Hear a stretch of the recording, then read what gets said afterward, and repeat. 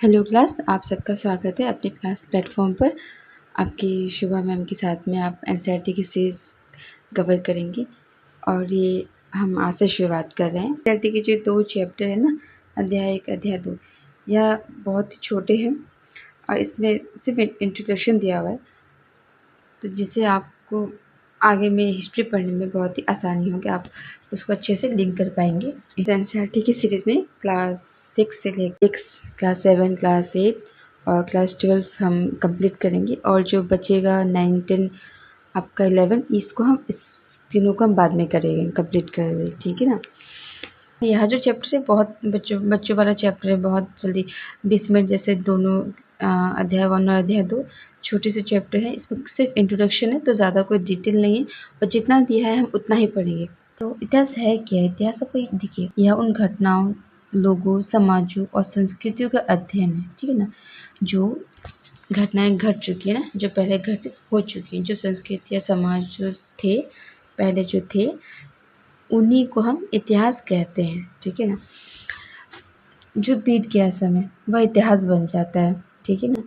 तो बहुत हज़ारों साल पहले जो घटनाएं घटी थी समाज में, जो कुछ हुआ था, जो संस्कृतियाँ चल रही थी, ठीक है, जो लोग थे, है ना, कैसे रहते थे, क्या करते थे, कैसे खाते थे, क्या खाते थे अगर, है ना, तो उनका जीवन कैसा था, तो यही अध्ययन करना है। यह बताता है कि जैसे कि हमारे जो पूर्वज थे ना, वो कैसे रहते थे, ठीक है ना, उन्होंने क्या सीखा, क्या बनाया और कैसे चुनौतियों का सामना किया।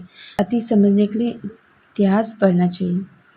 अर्थात आज हम जिस समाज, जिस दुनिया में रहते हैं ना, आज आप और हम जिस दुनिया में रह रहे हैं, ठीक है, तो यह दुनिया, यह समाज कैसे बनी?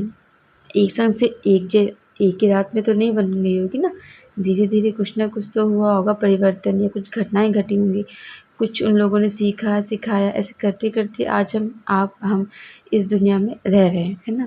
भविष्य के लिए भी हमें इतिहास पढ़ना बहुत ही ज़रूरी हो जाता है, क्योंकि इतिहास हमें वर्तमान सामाजिक, राजनीतिक, आर्थिक स्थिति को समझने में मदद करता है ना। जो हमने इतिहास में, जो हमारे जो पूर्वज थे, जिन्होंने जो गलतियाँ की, ठीक है ना, समाज में या राजनीति में, तो उन सब से हमें सीखने को मिलता है ना, ताकि हम वह गलती हम अपने भविष्य आने वाले समय में ना करें। जो कुरीतियाँ रही थी अतीत में, उन कुरीतियों को हम यहाँ पर ना दोहराएं। हम स्टार्ट करते हैं आज। क्या जानते हैं हम कि इतिहास को हम कितने भागों में पढ़ते हैं? इतिहास को हम 3 भागों में पढ़ते हैं, है ना। आपका पहला हो गया प्रागैतिहासिक काल, फिर आपका दूसरा हो गया आद ऐतिहासिक काल, तीसरा हो गया ऐतिहासिक काल। अब प्रागैतिहासिक काल का अर्थ होता है कि प्रागैतिहासिक काल में मनुष्य जो थे ना, तो इस काल में इन मनुष्यों को, ठीक है, इस सभ्यता को ना तो लिपि का ज्ञान था, यानी कि ना इनको लिखने की कला आती थी, ना ये इनको पढ़ना आता था। ये लिखने की कला से परिचित ही नहीं थे, ना तो किसी लिपि से परिचित थे, ठीक है। क्लियर हुआ आपका? ज्ञान काल भी हम इसको कहते हैं, क्योंकि यहाँ पूरा का पूरा जो समय काल था, जो समय चक्र था, यह पूरा प्रागैतिहासिक काल का, यह पूरा पत्थरों का युग था, ठीक है। और जो आदऐतिहासिक काल है, यहाँ की जो सभ्यता थी या लिखना जानती थी, इनको लिखना आता था, ठीक है, किंतु इसको अभी तक पढ़ा नहीं जा सका। जो इनकी सभ्यता थी उनको लिखने का ज्ञान था, ठीक है ना। और तीसरा है ऐतिहासिक काल। ऐतिहासिक काल आपका जो है, यह ऐसा काल है जिसमें लिखा और पढ़ा दोनों जा सकता है, ठीक है, यानी कि इसमें हम जो लिखे थे वो हम लिख भी सकते हैं और पढ़ भी सकते हैं, यह ऐसा काल था। अब इसमें हम 3 पढ़ते हैं, एक पढ़ते हैं प्राचीन, ठीक है, एक पढ़ते हैं मध्यकाल, फिर पढ़ते हैं आधुनिक काल, ठीक है। तो इतिहास को आप समझ सकें, ठीक है ना, कि हमें इतिहास को इतने भागों में पढ़ना है ना। चलिए शुरू करते हैं हम, और जो एग्ज़ाम के पॉइंट ऑफ व्यू से है, हम उसी को देखते चलेंगे, ठीक है। चलिए स्टार्ट करते हैं। यह आपका क्लास 6 का पहला चैप्टर है, क्या, कब, कहाँ और कैसे, ठीक है। तो स्टार्ट करते हैं आपका। यहाँ हमें बताया जा रहा है कि आप कैसे पता लगाएं, यह जानने के लिए कि कल क्या हुआ था। आप रेडियो सुन सकते हो, टेलीविज़न देख सकते हो, या फिर अखबार पढ़ सकते हो, साथ ही यह जानने के लिए कि पिछले साल क्या हुआ था, तुम किसी ऐसे व्यक्ति से बात कर सकते हो जिसे उस समय की स्मृति हो, लेकिन बहुत पहले क्या हुआ था यह कैसे जाना जा सकता है। अब यहाँ पर यह बताया जा रहा है कि आप कल क्या हुआ था ना, इसके लिए आप रेडियो सुन लीजिए, आपको पता चल जाएगा। आप टेलीविज़न देख लीजिए, अखबार पढ़ लीजिए, आपको यह पता चल जाएगा कि कल कौन सी घटनाएँ घटी हुई थी समय, ठीक है। और दूसरा कि पिछले साल क्या हुआ था, अब यहाँ जानने के लिए आप किसी व्यक्ति से बात कर लीजिए जिसे उस समय की स्मृति हो, यानी उस समय की घटना उसे याद हो, वह जानता हो उसके बारे में, तो आप पिछले साल का पता लगा सकते हैं। किंतु यहाँ पर अब हज़ारों साल वर्षों साल पहले क्या हुआ था, ये आप कैसे जान सकते हो? तो इस अध्याय में हम यही पढ़ेंगे कि कैसे अतीत का पता लगाया जाए, ठीक है। आगे बढ़ते हैं हम। अतीत के बारे में हम क्या जान सकते हैं? अच्छा, अब यह है कि यदि हम अतीत के बारे में पढ़ते तो हमें क्या क्या पता चलेगा। तो अतीत के बारे में हम पढ़ने के बाद हमें यह पता चलेगा कि लोग क्या खाते थे और लोग कैसे कपड़े पहनते थे। अब देखिए, अतीत में तो लोग कुछ ना कुछ तो खाते होंगे, है ना, और कुछ ना कुछ तो भी लोग पहनते होंगे। तो यही बताया जा रहा है कि यदि हम अतीत का अध्ययन करते हैं तो हमें यह पता चल जाएगा कि वे लोग क्या खाते थे, उस समय के जो लोग थे वो क्या खाते थे और कैसे कपड़े पहनते थे, ठीक है ना, और तथा वे किस तरह के घरों में रहते थे। हम आखिरकों, शिकारियों, पशुपालकों, कृषकों, शासकों, व्यापारियों, पुरोहितों, शिल्पकारों, कलाकारों, संगीतकारों या फिर वैज्ञानिकों के जीवन के बारे में भी जानकारी हासिल कर सकते हैं। यही नहीं है कि हम यह भी पता कर सकते हैं कि उस समय में बच्चे कौन सा खेल खेलते थे, कौन सी कहानियाँ सुना करते थे, कौन से नाटक देखा करते थे और कौन कौन से गीत सुना करते थे, गीत गाते थे, ठीक है ना। चलिए आगे चलते हैं हम। अब लोग कहाँ रहते थे? लोग कहाँ रहते थे मतलब यह पत्थरों का जो युग था, पाषाण काल में लोग जो थे वे, जो उस समय की जो सभ्यता थी पाषाण काल के समय में, वह कहाँ रहती थी, ठीक है। तो यहाँ हम देखेंगे नर्मदा नदी के तट पर रहते थे और कई लाख वर्ष पहले रहते थे, ठीक है। और वे लोग कौन थे? वे लोग संग्राहक थे। और क्या थे वे लोग? शिकारी थे, आखेटक, ठीक है, जो जानवरों का शिकार करते थे। और जो लोग संग्राहक थे, तो मतलब संग्राहक मतलब इकट्ठा करना, ठीक है। क्यों करते थे और क्या करते थे वे लोग? तो आसपास के जंगलों से विशाल संपदा से परिचित थे और वे अपने भोजन के लिए जड़ों, फलों तथा जंगल के अन्य उत्पादों का वहीं से संग्रह किया करते थे। अब देखिए, जो पहली सभ्यता जो थी मतलब पाषाण काल में, पत्थरों के युग में, शुरुआती समय में, तो वे लोग नर्मदा नदी के तट पर रहते थे, ठीक है। और वे लोग जो वहाँ पर रह रहे थे, तो वे खाने के लिए क्या करते थे? वे लोग भोजन इकट्ठा करते थे। और कहाँ से करते थे? जहाँ पर रहते थे वो, उस जंगल में, उसमें जो भी उन्हें खाने की चीज़ मिलती थी, फल, जड़, मूल जो भी, वह सब वो लोग खा लेते थे और इकट्ठा भी कर लेते थे। और साथ में शिकार भी करते थे, मतलब जानवर जो हैं उनका शिकार करते थे, खाने के लिए करते थे, अवश्य ज़रूर, है ना।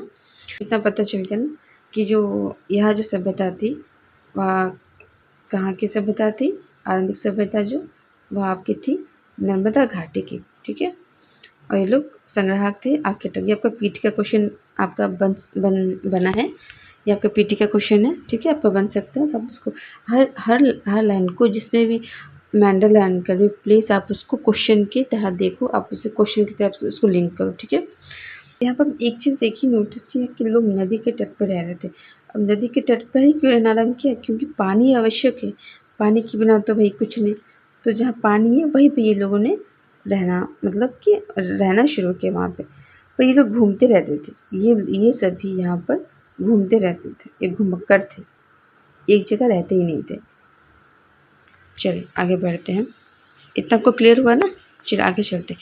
अब हम चलते हैं यहाँ पर, आगे हमें बताया गया कि अब तुम उत्तर पश्चिम की सुलेमान और किरथर पहाड़ियों का पता लगाओ। हम यहाँ उत्तर पश्चिम में सुलेमान किरथर की पहाड़ियों का पता लगाने बोल रहे हैं। चलिए देखते हैं क्यों पता लगाने बोल रहे हैं।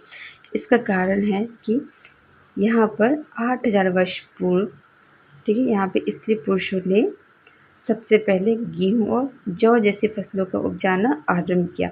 यह बहुत इम्पोर्टेंट है, आपका पीटी का क्वेश्चन है, ठीक है। आप इसको अंडरलाइन कीजिए, आप अपनी कॉपी में लिखिए अलग से। और यहाँ पर पशुपालन भी आरंभ हुआ। ठीक है, उसमें क्या पालना शुरू किया इन लोगों ने? भेड़, बकरी और गाय, बैल जैसे पशुओं को पालतू बनाना शुरू किया। ये आपका बहुत इंपॉर्टेंट आपका पीटी का क्वेश्चन, आप इसको नोट कीजिए। और लोग गाँव में रहते थे। अब यहाँ पे स्थायी जीवन थे। अब जब गाँव में रहते थे तो जाहिर सी बात है वे लोग बहुत सारे लोग एक जगह होकर, भले चाहे गड्ढे में रहें, चाहे वे लोग गुफाओं में रहें, है ना, चाहे वे लोग घर बना कर रहें, पर स्थायी हो गए थे। यानी कि वो लोग एक जगह रहना उन्होंने आरंभ कर दिया था। अब जब उन्होंने एक जगह रहना आरंभ कर दिया था तब उन्हें मतलब भोजन के लिए तो वो लोग को खेती कृषि की तो मतलब कृषि करना तो उनको आएगा ना, उनके दिमाग में आएगी कि हाँ हमें अब खेती कृषि करना है, साथ में पशुपालन भी करना है ना।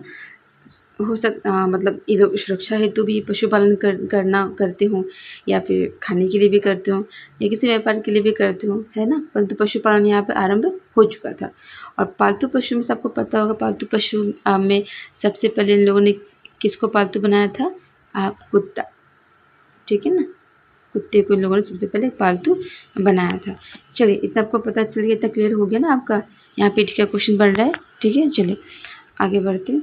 अब यहाँ हम देख लेते हैं, यहाँ नीचे बताया गया है, उत्तर पूर्व में गारो तथा मध्य भारत में विंध्य पहाड़ियों का पता लगाओ। अब हम यहाँ उत्तर पूर्व में गारो तथा मध्य विंध्य की पहाड़ियों का पता लगाने क्यों बोल रहे हैं, ये हम देखते हैं। क्योंकि यहाँ पर कृषि का विकास हुआ था और यहाँ पर सबसे पहले क्या उगाया गया था? चावल। ये आपका पीटी का क्वेश्चन बन रहा है, आप इसे से नोट कर लीजिए। हम इसे मैप में भी देख लेते हैं। यह आपका विंध्य की पहाड़ियाँ ये रही और ये रही आपकी गारो की पहाड़ियाँ। ठीक है, तो यहाँ पर क्या उगाया गया? चावल। ठीक है, ये आपका पीटी का क्वेश्चन बनता है। अब हम यहाँ पे देखते हैं, आरंभ हुआ था आपका कीर्तन और सुलेमान की पहाड़ियाँ। यहाँ पर देखिए उत्तर पश्चिम में पड़ रहा है और यहाँ आपका गेहूँ। ठीक है ना, गेहूँ और आपका जौ फसल से यहाँ पर उपजाना हुआ था। यहीं पर आपका पशुपालन भी आरंभ हुआ था। ठीक है, और स्थायी जीवन भी यहाँ पर था। ओके, यहाँ पर व्यापार भी करते होंगे ये लोग, पशुपालन यहाँ पर गांव बना के रहते। चलिए आगे बढ़ते हैं। अब हम यहाँ पर मानचित्र पर सिंधु तथा इसके सहायक नदियों का पता लगा। अब सिंधु तथा इसके सहायक नदियों का पता लगा। अब यह हमें क्यों लगाना है, चलिए जानते हैं पढ़कर। सहायक नदियाँ उन्हें कहते हैं जो एक बड़ी नदी में मिल जाती है। लगभग 4300 वर्ष पूर्व इन नदियों के किनारे कुछ आरंभिक नगर फले फूले।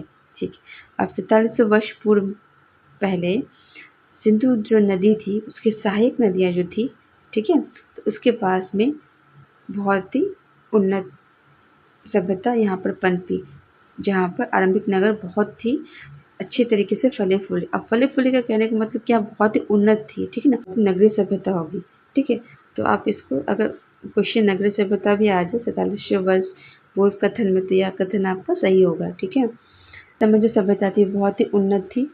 इस समय की जो नगरीय व्यवस्था थी बहुत उन्नत थी। हर चीज़ का यहाँ पर ध्यान रखा जाता होगा। तो आगे बढ़ते हैं। यहाँ पर गंगा व इसके सहायक नदियों के किनारे इलाकों में नगरों का विकास लगभग 2500 वर्ष पूर्व हुआ। अब इस सभ्यता के बाद में 4700 वर्ष के बाद में 2500 वर्ष पहले यहाँ पर एक और सभ्यता पनपी जो गंगा नदी के सहायक नदियों के किनारे थी। ठीक है, यहाँ भी नगरों का विकास लगभग 2500 वर्ष पूर्व हुआ है। यह आपका प्रथम नगरीकरण कहलाएगा और यह आपका द्वितीय नगरीकरण कहलाएगा। चलिए आप आगे बढ़ते। गंगा तथा इसके सहायक नदी सोन का पता लगाओ।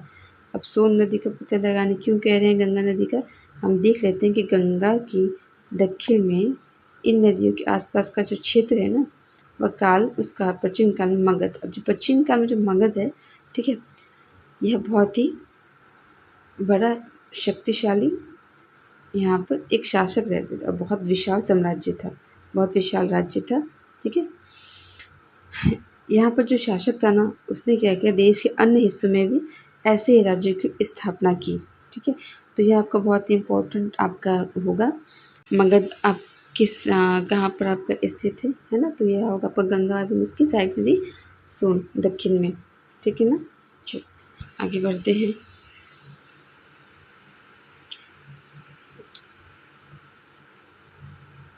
देश के नाम अब हम यहाँ पे देख लेते हैं। देश के नाम, देश के नाम अपने देश के लिए प्राय इंडिया और भारत जैसे नामों का प्रयोग करते हैं।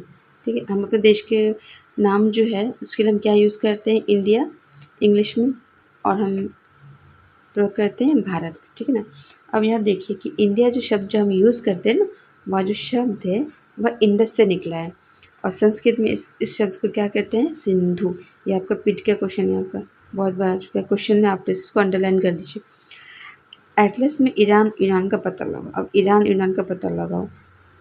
लगभग 2500 वर्ष पूर्व उत्तर पश्चिम की ओर से आने वाले ईरानियों और यूनानियों ने सिंधु को हिंदोस अथवा इंदोस कहा। ठीक है, अब इन्होंने उत्तर पश्चिम जब हमने देखा था सलमान केतर की पहाड़ी के उसी क्षेत्र की बात हो रही है। उसी क्षेत्र में उसी क्षेत्र से ईरानी भी आए थे और यूनानी भी आए थे। ठीक है, और इन्होंने आकर क्या किया, सिंधु नदी को हिंदोस तथा इंदोस कहा। ईरानी ने इंदोस और ईरानियों ने हिंदोस कहा। एवं इस नदी के पूर्व में, सिंधु नदी के पूर्व में जो स्थित जो भूमि थी, ठीक है, उस भूमि के प्रदेश को इन लोगों ने क्या कहा, इंडिया। ठीक है, अब भरत नाम जो यूज़ किया ना, जो भरत नाम का जो प्रयोग हुआ है यहाँ पर, तो भरत नाम का प्रयोग उत्तर पश्चिम में रहने वाले लोगों के लिए एक समूह के लिए हुआ था। अब उत्तर पश्चिम में जो एक समूह रह रहा था, उस समूह के लिए यह भरत नाम यूज़ हुआ था। तो आप कंफ्यूज मत होना, जो भरत नाम है वह एक समूह के लिए यूज़ हुआ था जो उत्तर पश्चिम में रह रहे थे। ठीक है, चलिए अब यहाँ पर आगे बढ़ते हैं। जो भरत नाम जो यूज़ हुआ ना आपका यहाँ पर, तो इसका जो उल्लेख है यह हमें संस्कृत की आरंभिक 3500 वर्ष पुरानी जो रचना हुई थी, कृति हुई थी, वह ऋग्वेद है, उसमें हमें मिलता है। ठीक है, ऋग्वेद में हमें इसका प्रमाण मिलता है। तो यह भी आपका पीछे का क्वेश्चन है, प्लीज़ आप इसको अंडरलाइन कर लीजिए, अपनी कॉपी में नोट कर लीजिए। ठीक है, हम वही चीज़ पढ़ेंगे जो एग्ज़ाम में आते हैं, एग्ज़ाम के पॉइंट ऑफ व्यू से हम सिर्फ उसी चीज़ को देखते हुए चलेंगे और बाकी चीज़ों को हम नहीं देखेंगे। हमें अपने कम समय में बहुत सी चीज़ें पढ़नी है। ठीक है ना। चलिए आगे हम देखते हैं। यहाँ हम देखते हैं अतीत के बारे में कैसे जानते हैं। अब अतीत के बारे में हम एक तो पुरातत्व मतलब उससे वही लोग जो अवशेष ढूंढते हैं, खोज मतलब जो अवशेष पत्थर और औजारों के जरिए हम पता लगाते हैं। दूसरा हम पांडुलिपियों के जरिए पता लगाते हैं जो यहाँ है, और तीसरा हम पता लगाते हैं यात्रियों के विवरण, है ना, यात्री के विवरण के द्वारा। ठीक है ना। चलिए हम पढ़ते हैं पहले। अतीत की जानकारी हम कई तरह से प्राप्त कर सकते हैं। इसमें से एक तरीका है अतीत में लिखी गई पुस्तकों को ढूंढना और पढ़ना। चलिए, अतीत में यह पुस्तक लिखी गई है जिसको हम पांडुलिपि कहते हैं। ये पुस्तकें हाथ से लिखी होने के कारण पांडुलिपि कही जाती है। अच्छा, एक बार ऐसे क्वेश्चन अगर पूछ जाए कि पांडुलिपि को पांडुलिपि क्यों कहते हैं, तो उसका आप जवाब क्या देंगे कि यह पुस्तक हाथ से लिखी जाती है, इसलिए इसको हम पांडुलिपि कहते हैं। अंग्रेजी में मैन्युस्क्रिप्ट कहते हैं पांडुलिपि को। ठीक है, पांडुलिपि को हम मैन्युस्क्रिप्ट कहते हैं। ठीक है, ये रहा आपका, जिसका जो लैटिन शब्द से आया है। ठीक है, मैनु जिसका अर्थ है हाथ से निकला है। ये पांडुलिपि प्राय ताड़पत्र अथवा हिमालय क्षेत्र में उगने वाले भुज नामक पेड़ की छाल से विशेष तरीके से तैयार करके और भोजपत्र बनाया जाता है, फिर उस भोजपत्र पर लिखा जाता है। ये आप देखो इस तरह से। ठीक है, ये आपका भोजपत्र या पांडुलिपि है, हाथ से लिखी गई है। ठीक है, और जिसे हम इंग्लिश में मैन्युस्क्रिप्ट कहते हैं, रिटन बाय हैंड। ठीक है ना। चलिए, इसके जरिए भी हम अतीत का अध्ययन करते हैं। ठीक है, और यहाँ पर पीठ का क्वेश्चन है, तो प्लीज़ आप इसको अंडरलाइन कर लीजिए। पूरा बहुत इंपॉर्टेंट लाइन है, कई बार क्वेश्चन में आ चुका है। ठीक है, चलिए, और यहाँ जो आपका जो पांडुलिपि जो है, यह आपका 1000 साल पहले यह पांडुलिपि लिखी गई थी। ठीक है, और यहाँ पे आपका यह बताया जा रहा है कि इसको बनाने के लिए, किताब बनाने के लिए ताड़ के पत्तों को काट कर, ठीक है, ताड़ के पत्तों को काट कर उसके अलग अलग हिस्सों को एक साथ बांध दिया जाता था। और भुज पेड़ की छाल से बनी ऐसे एक पांडुलिपि का आप यहाँ देख रहे हो। ठीक है, चलिए क्लियर हुआ आपको इतना। चलिए आगे बढ़ते हैं। यहाँ पर हम यह देख लेते हैं, यह आपका यह पांडुलिपि जो इतने वर्षों में इनमें से कई पांडुलिपि को कीड़ों ने खा लिया होगा।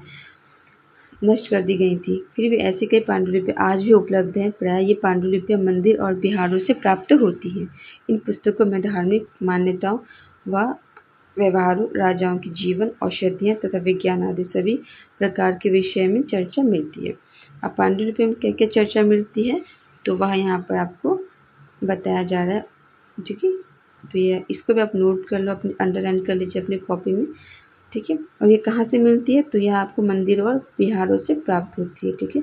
ये भी आपका पीटी का क्वेश्चन बन सकता है स्टेटमेंट के तौर पर, ठीक है ना। चलिए आगे बढ़ते हैं। इसके अतिरिक्त हमारे यहाँ महाकाव्य भी, अच्छा इसके अतिरिक्त पांडुलिपि के अतिरिक्त हमारे यहाँ पर महाकाव्य भी रचे जाते हैं, कविताएं तथा नाटक भी लिखे जाते हैं। इनमें से कई संस्कृत में लिखे मिलते हैं। तो ये जो महाकाव्य और कविताएं और नाटक जो हैं, यह हमें संस्कृत में लिखे मिलते हैं, जबकि अन्य प्राकृतिक में तमिल में, अन्य आम भाषा में मिलती हैं और तमिल में। तो यहाँ पर आपका पीठ के कुछ यह भी बन जाएगा कि जो कविताएं, नाटक और महाकाव्य जो मिलते हैं हमें, ठीक है, यह हमें सिर्फ केवल संस्कृत भाषा में मिलते हैं, तो नहीं, गलत हो जाएगा ये आपका आंसर। यह आपको प्राकृतिक एवं तमिल और संस्कृत भाषा में भी आप मिलते हैं, ठीक है। आगे बढ़ते हैं। आपको क्लियर हुआ उतना? हम अभिलेख का अध्ययन कर सकते हैं। यह आपका अभिलेख है। ऐसे लेख पत्थर अथवा धातु जैसे अपेक्षाकृत कठोर सतहों पर उत्कीर्ण किए जाते हैं, ठीक है। कभी कभी शासक अथवा अन्य लोग अपने आदेशों को इस तरह उत्कीर्ण करवाते थे ताकि लोग उन्हें देख सके, पढ़ सके और उनका पालन कर सके। अब यहाँ पर आप इतना जान लीजिए कि यह जो अभिलेख है, इसको जो उत्कीर्ण करवाते थे वो क्या करते थे, बहुत ही कठोर, बहुत ही मजबूत पत्थर होता था, उस पर लिखवाते थे, उसको उत्कीर्ण करवाते थे, ठीक है ना। और क्यों करवाते थे, उसका कारण क्या था, ध्यान रखिए कि अभिलेख जो है इस पर आपका कठोर सतहों पर उत्कीर्ण करवाए जाते थे, ठीक है। और इस पर क्यों करवाए जाते थे, कारण था ये लोग इसका आदेश का पालन कर सकें, ठीक है। चलिए आगे पढ़ते हैं, आगे बढ़ते हैं। कुछ अन्य प्रकार के भी अभिलेख भी मिलते हैं जिसमें राजाओं तथा रानियों सहित अन्य स्त्री पुरुषों ने भी कार्य के विवरण को उत्कीर्ण करवाया। अच्छा, अन्य भी अभिलेख मिलते हैं जिस पर राजा रानियों के सहित जो वहाँ के जो लोग हैं, अन्य स्त्री पुरुष, उन्होंने भी अपने अपने कार्यों का विवरण उत्कीर्ण करवाया है अभिलेखों पर, ठीक है। तो केवल राजा और रानी ही नहीं करवाते थे, अभिलेख जो लिखते थे उस समय में अन्य स्त्री और पुरुष भी उत्कीर्ण करवाते थे अपने कार्य का विवरण, ठीक है ना। तो ये आपका इम्पोर्टेंट, आपका पीटी का क्वेश्चन यहाँ बन रहा है, तो आप इसको प्लीज़ इसको नोट कर लीजिए और आपकी कॉपी में लिख लीजिए, ठीक है। और हमेशा आप जब भी वीडियो देखने क्लास करने बैठे तो प्लीज़ आप अपने साथ में एक कॉपी पेन लेकर ज़रूर बैठे। चलिए आगे बढ़ते। उदाहरण के लिए प्रशासक लड़ाइयों में अर्जित विजयों का लेखा जोखा रखते थे। अब इस पर ये लोग क्या करते थे, जो राजा लोग थे जो विजय हो जाते थे युद्ध में, तो उस विजय का लेखा जोखा भी ये लोग लिखवाते थे, उत्कीर्ण करवाते थे इन अभिलेखों पर, पत्रों पर, ठीक है ना। चलिए आगे बढ़ते हैं, एक बार यहाँ देख लेते हैं। अच्छा यहाँ देख लेते हैं, यहाँ जब का जो है यह 2250 वर्ष पुराना है और ये यहाँ अभिलेख वह आपको अभी अफगानिस्तान वर्तमान का जो है यहाँ पर कंधार से प्राप्त हुआ है। और यह जो अभिलेख है वह आपको अशोक नामक शासक के आदेश पर लिखा गया, यह अशोक ने लिखवाया था कंधार में, ठीक है। इस शासक के विषय में आप अध्याय में हम पढ़ेंगे, ठीक है। एवं इसकी जो लिपि थी, ठीक है, इसमें जो लिपि का प्रयोग हुआ है, जो भाषा का प्रयोग हुआ है, जब हम कुछ लिखते हैं तब हम किसी लिपि का प्रयोग करते हैं। लिपियाँ अक्षरों अथवा संकेतों से बनी होती है। हम कुछ बोलते अथवा पढ़ते हैं तब हम एक भाषा का प्रयोग करते हैं। तो यहाँ जो अभिलेख है ना, इस क्षेत्र में प्रयुक्त होने वाली यूनानी और अरमाइक नामक दो विभिन्न लिपियाँ तथा भाषा है। तो यह आपकी लिपि यूनानी थी और भाषा आपकी अरमाइक थी इस अभिलेख में। क्लियर हुआ आपको? तो चलिए आगे बढ़ते हैं। हम पीटी का क्वेश्चन है, आपका ध्यान रखिएगा, ठीक है। तो चलिए अब हम देखते हैं यहाँ पर, यह है कि यह भी हम पढ़ लेते हैं एक बार, यह देख लेते हैं। यह जब देखा है, बाई ओर एक प्राचीन नगर से प्राप्त पात्र, यह जो पात्र प्राप्त है यह आपके 47 वर्ष पूर्व हम वहाँ पढ़ रहे थे ना, सिंधु सभ्यता, वहाँ पर सिंधु नदी के आसपास में जो सभ्यता उभरी थी, ये वहीं से प्राप्त हुआ है, ठीक है। तो वहाँ के लोग, यहाँ के लोग जो थे 47 वर्ष पूर्व यह कला से भी परिचित थे, ठीक है ना। एवं यहाँ पर ये देखिए आप सिक्का, यहाँ बताया जा रहा है सिक्का, ठीक है। ये आपको 2500 वर्ष पूर्व मिले हैं। और यहाँ पर आपकी ये जो है ये भी आपका एक तरह का ये आपका सिक्का है और ये आपका चांदी का चांदी का सिक्का है, ठीक है। ये आपका 2500 वर्ष आपको मिला है, ठीक है ना। तो एक चीज़ हमें चलिए आगे बढ़ते हैं। ये आपका यहाँ पर ये चीज़ देखिए कि प्राचीन काल में लोग रंगों से परिचित थे, है ना। यहाँ पर देखिए कितने खूबसूरत रंग प्रयोग में लाया हुआ है यहाँ पर इस घड़े को बनाने के लिए। इवन चित्रकला, यहाँ पर चित्र भी की गई, देखिए कितनी खूबसूरत से। यानी कि ये लोग 4300 वर्ष पूर्व की सभ्यता थी, वह चित्रकला से भी परिचित थी, ठीक है ना। और पॉलिश करना भी वे लोग जानते थे बहुत ही अच्छे से। चलिए आगे बढ़ते हैं हम अभी। तथा सिक्कों की प्राप्ति के लिए छानबीन के लिए खुदाई भी होती थी। और जो सिक्के जितने मिले उस सिक्कों के लिए खुदाई भी किया करते थे, ठीक है। इनमें से कुछ वस्तुएं पत्थर, पक्की मिट्टी और धातु से बनी हो सकती है, कठोर तथा जल्दी नष्ट न होने वाली होते हैं। अब जो धातु जो मिलते थे पक्की मिट्टी के, तो ये जल्दी नष्ट नहीं होते थे ना, बहुत कठोर होते थे, तो ये नष्ट नहीं होते। इसी कारण से इन जो विद के जो लोग थे, इतिहासकार जो लोग थे, ये सभी के सभी इनसे अध्ययन कर पाए, क्योंकि नष्ट नहीं हुई। इसी कारण से नष्ट हो जाती तो अध्ययन हो ही नहीं पाता इतिहास का। चलिए कई चीज़ें हमसे मिस हो जाती है इतिहास के बारे में। चलिए आगे बढ़ते हैं। पुरातत्वविद जो जानवर, चिड़िया तथा मछलियों की हड्डियाँ भी ढूंढते हैं। इससे उन्हें यह जानने को मदद मिलती है कि अतीत में लोग क्या खाते थे, कब क्या खाते थे। उसके अध्ययन के लिए लोगों ने मछलियों, चिड़ियों का हड्डियों का अध्ययन किया। वनस्पति के अवशेष बहुत मुश्किल से बच पाते थे, ठीक है। यदि अन्न के दाने जो थे वे लोग, ठीक है, अथवा लकड़ी के टुकड़े जल जाते थे, वे जले हुए रूप में बचे रहते थे। अब जले हुए रूप में भी बचे रहते थे, तो उससे भी ये लोगों ने अंदाज़ा लगाया कि ये लोग इनका भी सेवन करते थे।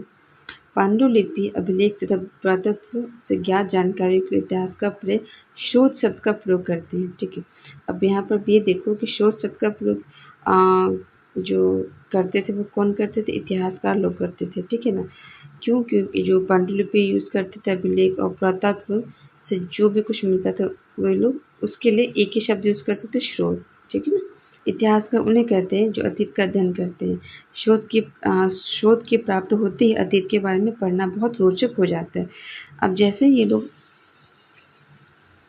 शोध प्राप्त कर लेते थे, तो इनके लिए यह जानना इतिहास के बारे में और भी ज़्यादा रोचक हो जाता था, क्योंकि इन शोधों की सहायता से हम धीरे-धीरे अतीत का पूर्ण निर्माण करते हैं। अब अतः इतिहासकार तथा पुरातत्वविद उन जासूसों की तरह हैं, जो इन सभी शोधों का प्रयोग सुराग के रूप में अतीत को जानने का प्रयास करते हैं, ठीक है। चलिए तुमको क्लियर हुआ ना। अब आगे बढ़ अब हम देखते हैं इतिहास और तिथियों की जानकारी, ठीक है। यह क्यों आवश्यक है, क्यों हम इसके बारे में यहाँ पढ़ रहे हैं।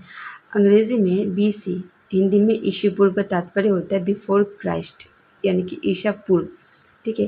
कभी-कभी पूर्व तिथियों से पहले, तुम तिथियों से पहले AD हिंदी में ईस्वी दिखा पाती हो, तो यह एनो डोमिनी नामक 2 लैटिन शब्दों से बना है तथा इसका तात्पर्य ईसा मसीह के जन्म के वर्ष से है, ठीक है। अब आप देखिएगा बहुत सारी जो घटनाएं हिस्ट्री में जब पढ़ते हैं ना, ईसा पूर्व पढ़ते हैं, तो इसका मतलब होता है कि ईसा मसीह के जन्म के पूर्व, जिसे हम बिफोर क्राइस्ट कहेंगे इंग्लिश में, ठीक है।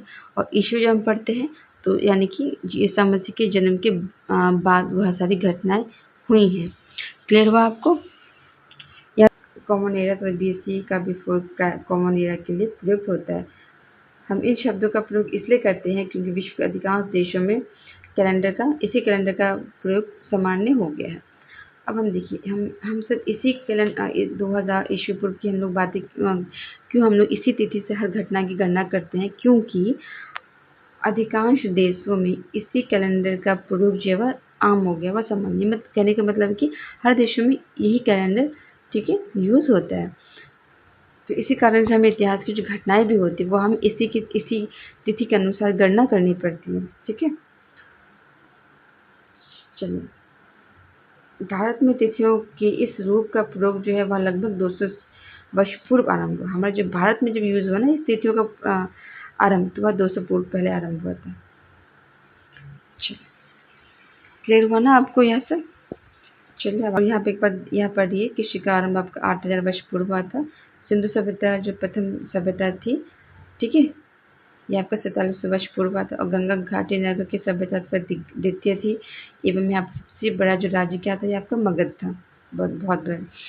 और वर्तमान लगभग 2000 वर्ष पूर्व। चलिए ठीक है। आई होप आपको ये क्लास बहुत अच्छी लगी होगी, आपको क्लास समझ में भी आई होगी। तो प्लीज़ इस क्लास को लाइक कीजिएगा, शेयर कीजिएगा, ठीक है, सब्सक्राइब भी कीजिएगा इस चैनल को। और आप अगर आप चाहते हैं कि हम सब इसको लाइव में हम क्लास करें तो हम लाइव भी करेंगे, तो आप मुझे कमेंट करके बताइएगा। चलिए okay, okay, thank you, good night. आप सब अपना ध्यान रखिए।